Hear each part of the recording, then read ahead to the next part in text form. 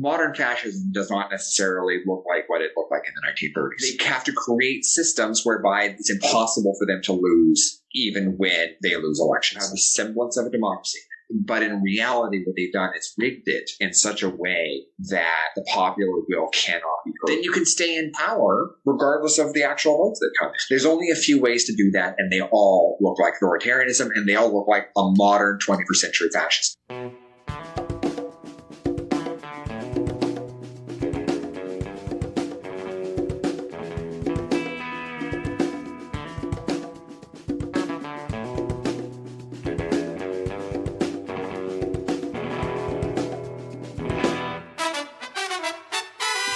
Welcome to episode 67 of the Refuse Fascism podcast, a podcast brought to you by volunteers with Refuse Fascism. I'm Sam Goldman, one of those volunteers and host of this show.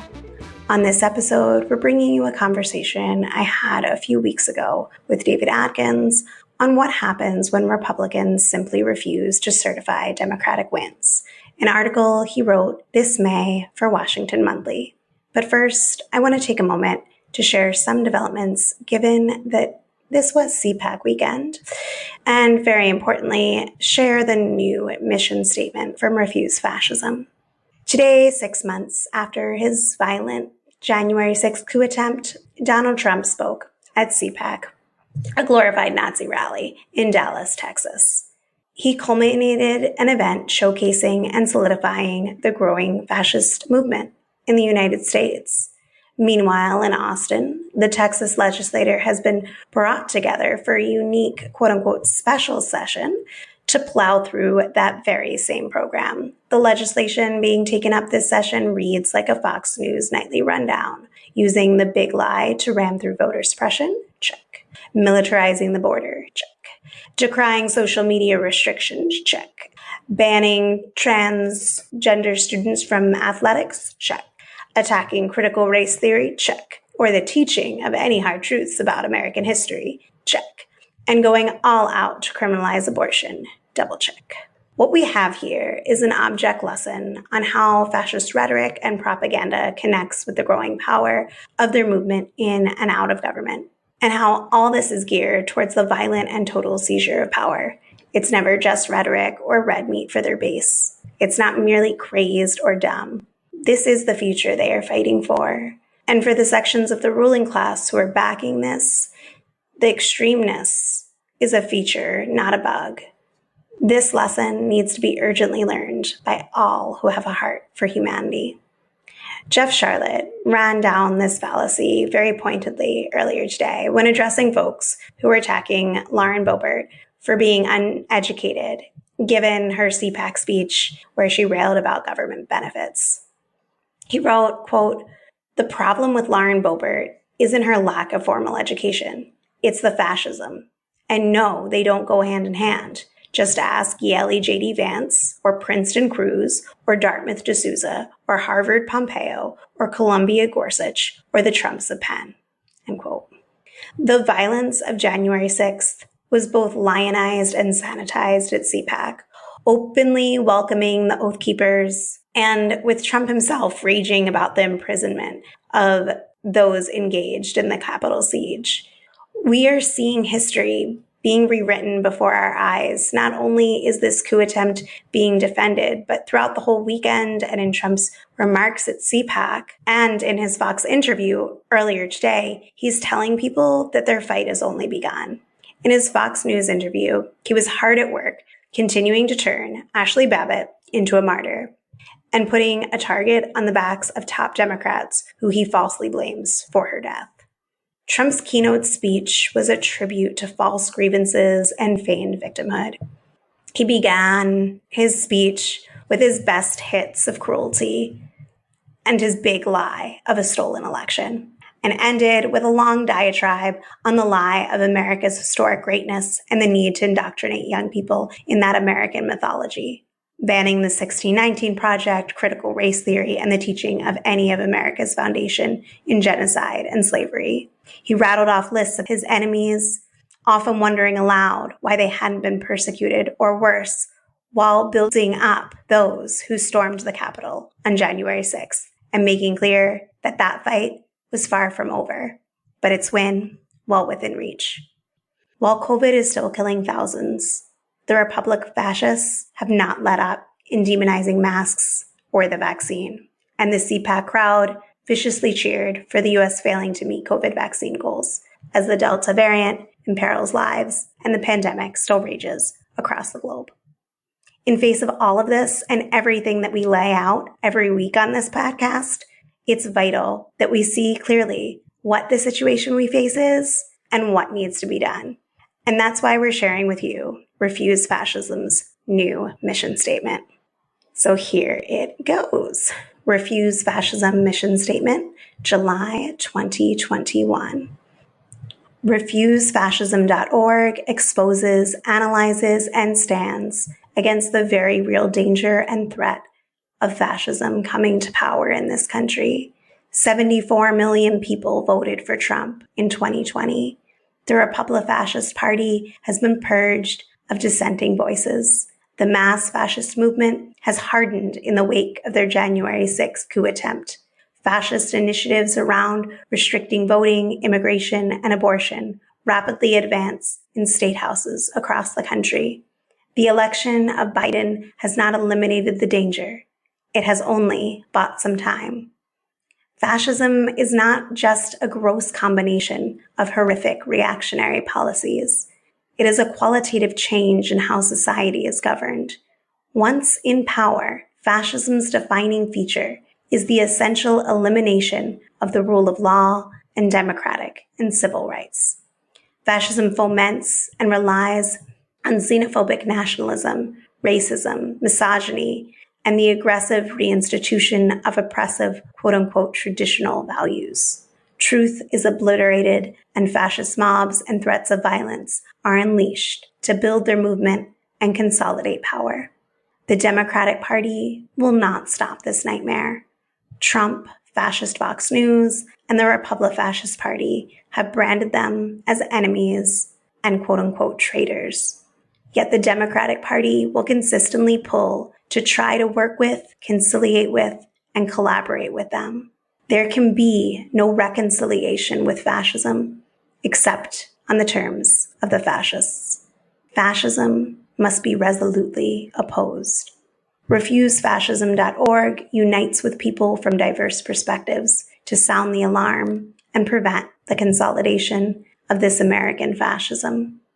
Through our website, podcast, social media, and publications, we engage, dialogue, and debate with a broad array of writers, scholars, legal experts, and people from different walks of life to educate people on the roots, nature, trajectory of the real and present danger of fascism. And through our engagement and networking with people and social movements, we are forging understanding and relationships aimed at preventing the consolidation of fascism. Since the founding of RefuseFascism.org, our stand and resolve have not wavered. We pledge to the people of the world, in the name of humanity, we refuse to accept a fascist America. Now my conversation with David Atkins. In today's episode of Refuse Fascism, I'm chatting with David Atkins. David is a writer, activist, and research professional based in California. He's a contributor to the Washington Monthly's Political Animal and is president of a qualitative research firm. Earlier last month, David wrote for Washington Monthly an article titled, "What Happens When Republicans Simply Refuse to Certify Democratic Wins."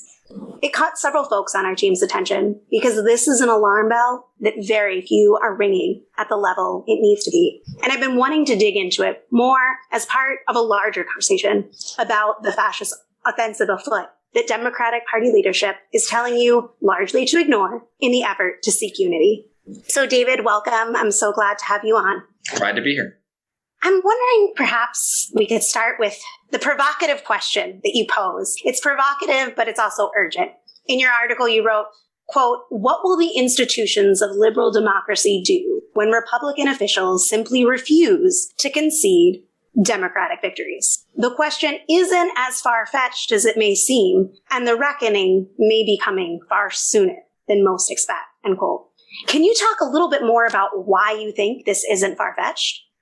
We've seen over and over again that the Republican response to losing the election in November has been to change the voting laws, not only to prevent people from coming out and being able to cast their ballot, not just trying to restrict franchise, particularly to radically leaning groups. They're also trying to change who gets to certify elections. So you've seen in various states them. Sometimes it's very specific to a specific elections official, trying to take away the power of the Democratic Secretary of State from certifying an election, which is odd because you can't know for sure forever that the Secretary of State is going to be a Democrat or whatever, right? So these are very sort of temporary kind of things. But also in other cases, like in Georgia, they are taking the power away from local elections officials to be able to conduct elections in a manner that the locals see fit and also to certify those elections. They're taking power away even from Republican secretaries of state that are seen as not hardline enough and reverting those to the state legislatures. And ultimately what it's all in an effort to do, whether it's a Senate election or a presidential electoral college election, instead of allowing the people's vote to be certified, to say, hey, we just don't know. There might be voter fraud and we can't certify that this is a real vote count. Therefore, what we are going to do is hand it over to our extremely gerrymandered state legislature to simply decide who won the election, right? And because these are highly gerrymandered state legislatures, and just like in, say, Wisconsin or House delegations, which is sort of the way the House lines are drawn. So just like in Wisconsin, where Republicans lose the popular vote in Wisconsin by 8 points, but their legislature is 64 to 32 or something like that for the GOP. That's a functional sort of authoritarian government, functionally apartheid kind of government. They'll just overrule the will of the people. That has been their reaction to losing the popular vote in the last 6 out of 7 elections. It's their reaction to losing in November. It's not a far-fetched theory. It's what they're actively doing. One of the things that we've been discussing on this show is that the fascist Defcon level, if you will, is rising. You say it in your article that every lever of Republican power has since, post the election, been wielded to punish members of the GOP who in some way didn't go along with Trump's coup, including the threats of physical violence, from threats of nooses to black election officials to anti-gay slurs being wielded to the wife of the Georgia election official receiving death threats individually. Yes. And on the show, other guests and I have talked about what we have to confront in that we have a party, the GOP, willing and proving able to toss out the norms and whatever semblance of democracy there is, declaring any election that they don't win illegitimate and positioning through gerrymandering and voter suppression laws to guarantee that legally.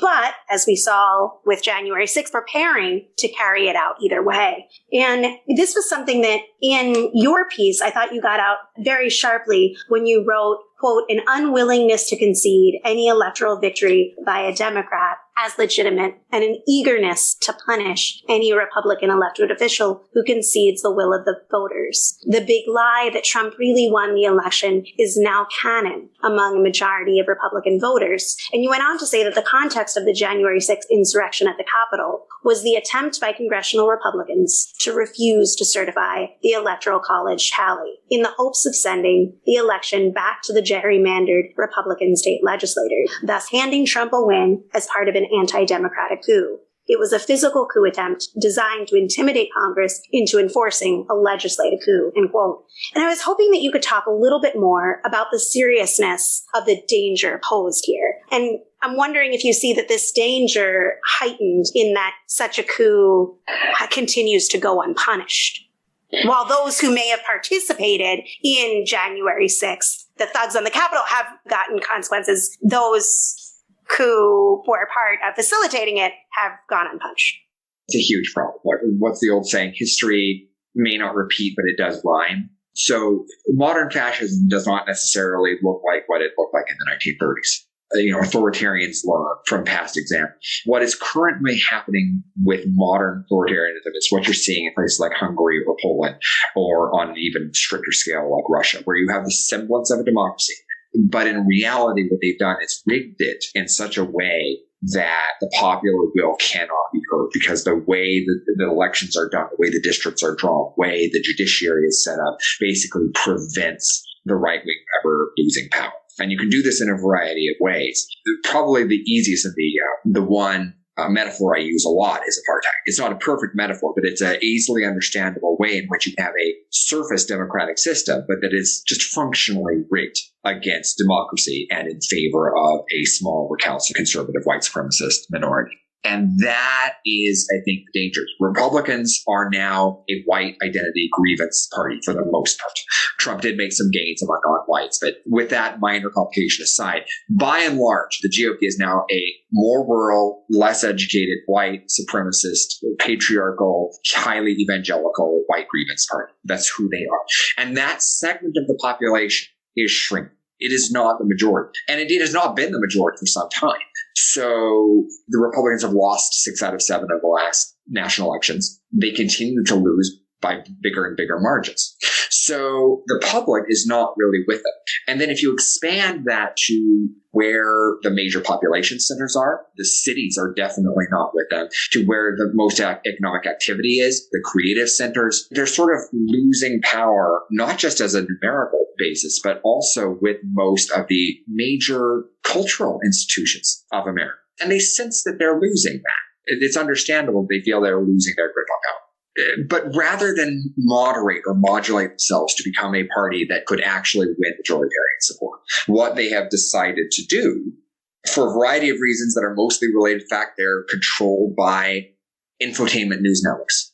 Fox News is not the media arm of the Republican Party. The Republican Party is the legislative arm of Fox News. So there's an incentive structure where grievance-oriented media continues to push the right-wing base farther and farther and farther. That segment of the population radicalizes further into a disinformation bubble and in ways that are almost indistinguishable from cult kind of thinking at a certain point. Even if they wanted to modulate themselves to be a majoritarian party and to change their messaging in such a way that they could literally win 50% plus one of the American people, they not only refuse to, but they can't. Their base won't let them be. The incentives of Fox News and Newsmax won't let them to do that. So they have to create systems whereby it's impossible for them to lose even when they lose elections. There's only a few ways to do that, and they all look like authoritarianism, and they all look like a modern 21st century fascist. It looks like what they've done in Russia or Hungary or Poland. It looks like threats and intimidations, death threats against elected officials, the use of state power to intimidate people if they can get away with it, and also creating structures that are just anti-majoritarian. They are apartheid structures. So one of them, like we're talking about right now with the election structures, if you can gerrymander in such a way that a rural white evangelical person's vote counts way, way more than a city person or a non-white person's, and then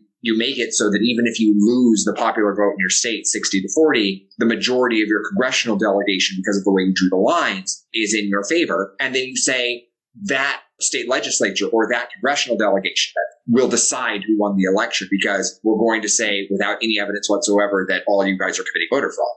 Then you can stay in power regardless of the actual votes that come in. And look, that is authoritarianism. That is a form of modern fascism. And then if they wield that state power to further restrict the franchise or to further restrict democracy or to install a bunch of judges that will align with that, then you don't have a democracy. I think that laying out that strategy is really helpful for people to understand what they're doing, especially when you look at voter suppression and what they're doing in different states, how that's part of not just an act in of itself, but part of a whole game plan they have. One of the lines that I remember when I first read it and that stuck with me and you see playing out probably more so this month than when it was first written was he wrote, quote, "A Republican Party hostile to democracy can use America's creaky constitutional system to create a series of unprecedented roadblocks to majority rule, not just by suppressing the vote or drawing unfair districts, but by refusing to accept the vote itself.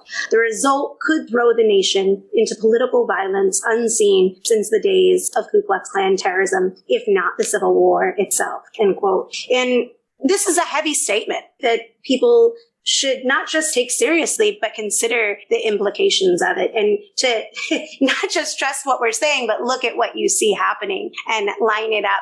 Does this conform to what is happening and what we've seen? And I'm wondering, how do you see this shaping up? what scenarios do you see happening in 2022, 2024 with the elections, especially given the Democratic Party's hollow appeasement? I mean, as it is now, it would be a pretty one-sided civil war. It would be genocidal. Yeah, I mean, it really depends on how it would play out. I think I'm not as pessimistic about that as I think you might be.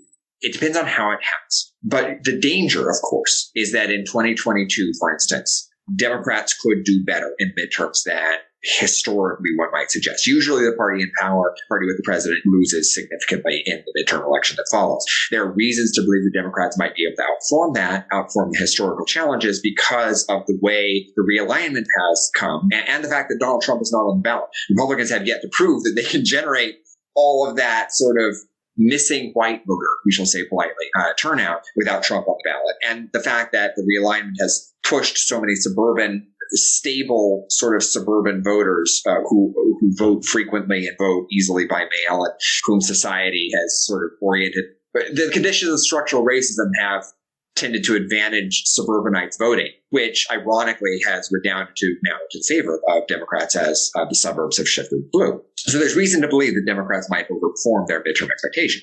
And if that happens, and Democrats do win Senate seats, but those Senate seats, like in Georgia, are in red areas where the Republicans refuse to certify results because they baselessly claim that the big cities were conducting election fraud. They refuse to certify the elections in those urban counties.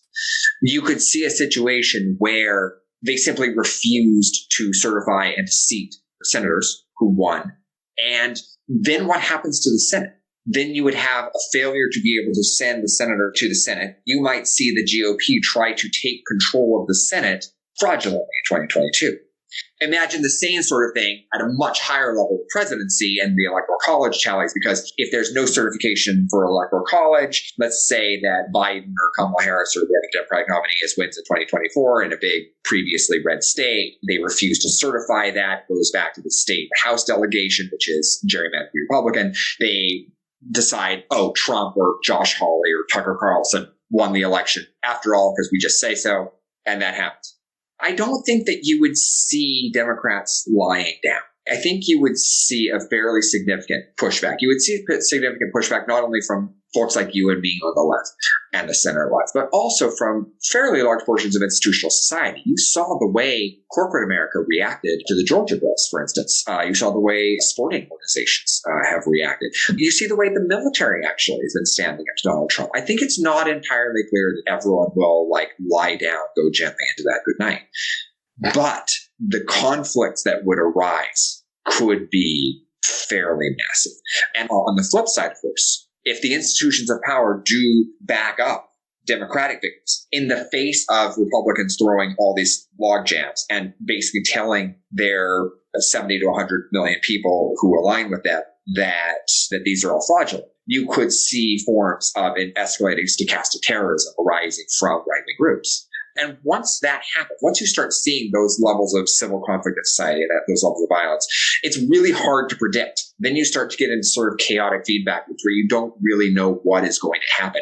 And one thing that to close with this thought is presidential systems themselves lend themselves to this form of instability. I know that Matt Iglesias has not been endearing himself to progressives of late, but Iglesias did write a fantastic piece years back on the danger of presidential systems and the instability of it. I think that America has gone away with it for some time by basically conforming itself to institutional racism. But there's a danger in the fact that we have a winner-take-all presidential system that leads itself, and that we have so many electoral college roadblocks and these weird sort of constitutional systems that allow all of these roadblocks to stay in place that frankly don't exist in more streamlined parliamentary democracies.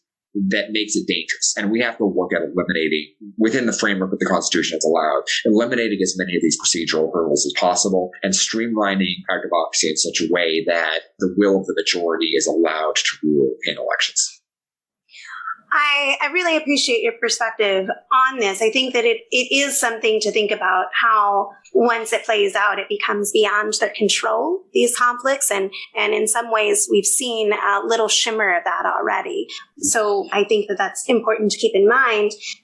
I'm thinking that given that the danger cannot be overstated, and I think that I'm not fear-mongering in that what people used to say could never happen, would be impossible, people wouldn't allow, people would do that, has just been like, yep, that was another day in Trump land. I think that we should get into a big question that's on my mind, and I'd like to hear from your perspective, your thoughts on it. Why are the Democrats seeking what, in my opinion, is a toxic and unviable strategy of unifying, healing in the absence of justice, fetishizing so-called quote-unquote bipartisanship with a party that wants them and anyone who challenges their rule dead? Why don't you see them like throwing all the stops to, let's say, abolish the filibuster or get this for the People Act through? I think I'm going to give two answers here. One that is somewhat more critical of the party and one that is maybe a little bit more understanding. I'll start with the more critical bit. I like to frequently point out that gerontocracy is an underrated aspect of all of this. A lot of Democratic leaders cut their teeth as far back as the Kennedy days, but most of them lived through the 1970s era. They lived through the dominance of the Reagan Republican era, through the Gingrich era, and are reflexively, I think, defensive, because there was always the danger of that governance and American politics were primed for right-wing backlash, that Republicans had a silent majority, that any push to the left would carry negative consequences, and they sort of internalize that defensive crouch, that sort of culture of fear that is no longer warranted. It may well have been true that in the 1980s or the 1990s, that was the case. It may well have been true that in the darkest days of the Bush-Cheney administration, that may have been the case to a certain extent. But if it ever was true then, there are all sorts of arguments about the neoliberalism, power, et cetera. But like, even if it was true then, it's not true now. The public is with us on these questions. There's no need to fear that amount of backlash. Unfortunately, folks who internalize that culture of fear have a hard time letting it go. So I think that's one big thing. And a lot of them do pine for the days of typical. They're institutionalists. A lot of them, even for good reasons, like take Stephen Breyer. He won't retire. I mean, the rest of us can see what's happening, but Stephen Breyer has this sort of high-minded allegiance to the institution of the Supreme Court. You see senators have a high-minded allegiance to the institution of the Senate, debate, and all of that. That is just sort of very antiquated moment that we are in, but it's also a product of the times in which they were raised. And that's really bad because we've got to pass that. And I think getting some more new blood that really sees things the way they are will. But the other aspect, too, is part of it is, you know, when we say the Democratic Party, quote unquote, I mean, you got to remember, I hate to sound like an apologist, that we have the slimmest of House majorities and a literally 50-50 Senate that we didn't even expect to have, but for the surprising wins in Georgia, right? And so the Senate majority, which is 50-50, is being carried on the backs of, in part, one senator from West Virginia, one of the Trumpiest states in the nation, and one senator from a very, very newly blue Arizona. And this goes back to the apartheid, totalitarian, sort of anti-majoritarian question itself. The median Senate seat leans 4 or 5 points, by some metrics 7 points, to the right, more Republican than the median average American. So the Democratic majority, nothing that we can pass gets through without Joe Manchin or Kyrsten Sinema or Dianne Feinstein. That's the gerontocracy problem. So can you move Sinema? Can you move Manchin? Part of the problem is that the Senate depends on senators from West Virginia and Arizona rather than the median opinion of the average American. If the Senate reflected the median opinion of the average American, I think in some cases you would see a lot more aggressive action from the Democratic Party. So part of it is a culture of fear, but part of it is dealing with the realities of the semi-apartheid system that we currently have in place that privileges conservatism even among Democratic elections. Thanks for listening to the Refuse Fascism podcast. I encourage everyone to read the new mission of Refuse Fascism that I shared at the beginning of today's episode by visiting refusefascism.org and to share it widely. I'd love to hear your thoughts on it. Share them with me. You can tweet me at Sam B. Goldman or drop me a line at samanthagoldman@refusefascism.org or leave a voicemail by calling 917-426-7582.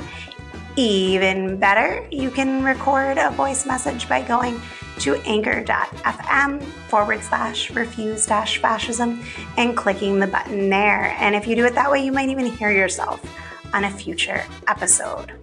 If you want to help the show, it's simple. You can rate and review us on Apple Podcasts or your listening platform of choice. And of course, subscribe so you never miss an episode.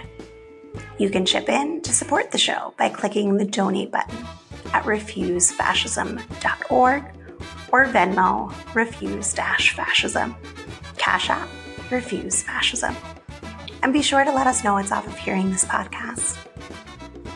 Special thanks to Mark Tinkelman for helping with this episode, and as always, thanks to Lena Thorne and Richie Marini for helping produce the show. I'll be back next Sunday. Until then, in the name of humanity, we refuse to accept a fascist America.